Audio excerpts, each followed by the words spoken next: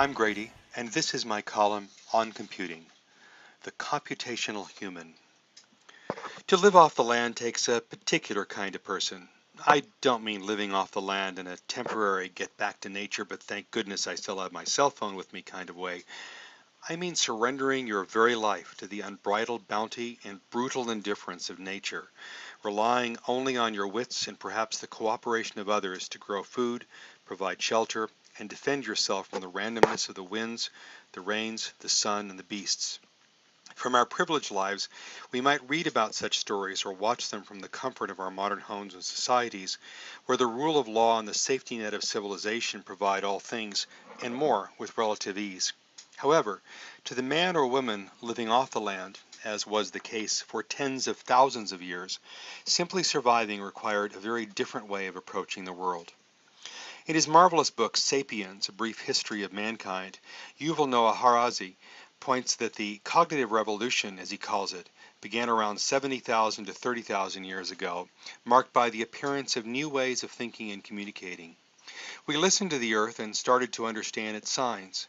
We realized that each of us is an individual, a unique conscious spirit, and that we can communicate with each other using a complex spoken language.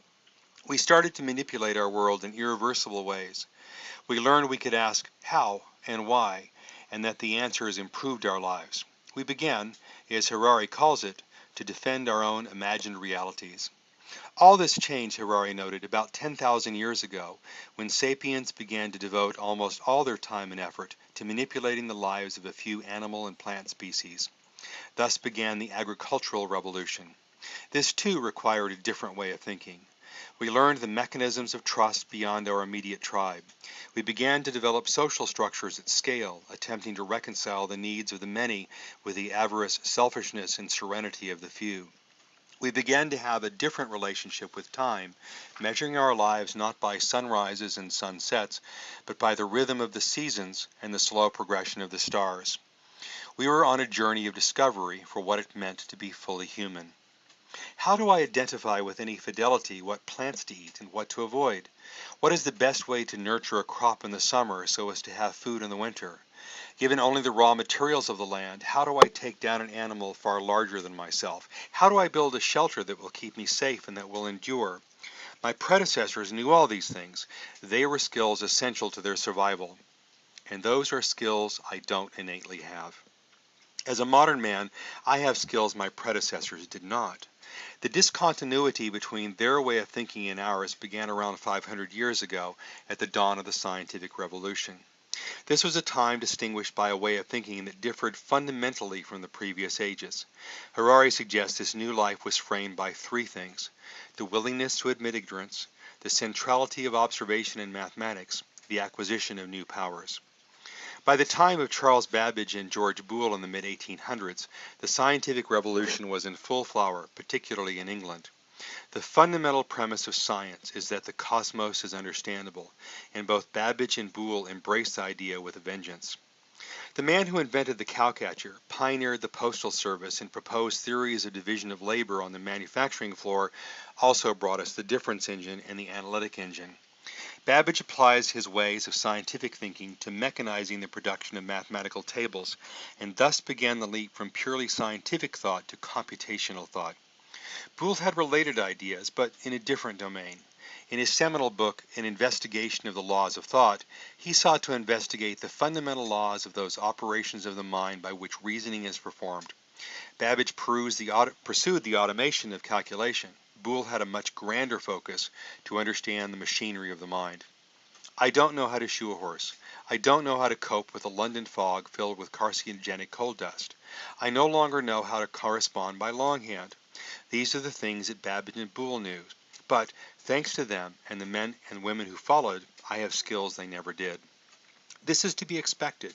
Our modern world is different and so requires a different way of thinking. We have a very different relationship with time. We schedule our days by the minute, we time our races by the second, and we trade financial instruments by the millisecond. We don't have to feed and groom our horses or slaughter our own cattle, but we do Uberize our travel and McOrder our McMeals. We still must cooperate among individual tribes, but working at a scale of humanity unimaginable by our predecessors, we often outsource our social interactions to the mediation of our devices. We occasionally watch live performers, but more often entertain ourselves by staring at flat pieces of glass on which pixels dance and flash. We call this new way of thinking computational, and it's as important to thriving in our modern world as other ways of thinking were in their time. Jeanette Wing defined it as the thought processes involved in formulating problems and their solutions so that the solutions are represented in a form that can be effectively carried out by an information processing agent. As Carnegie Mellon's University Center for Computational Thinking suggests, to flourish in today's world, computational thinking has to be a fundamental part of the way people think and understand the world. As I try to understand the history of our computing profession, I frame it as a journey founded on the assumption that the world is computable. We witnessed a steady and subtle shift in our domain, with its focus first purely on mathematical automation, shifting next to symbolic, and now to the building of imagined realities that live in our machines and into which we project our lives.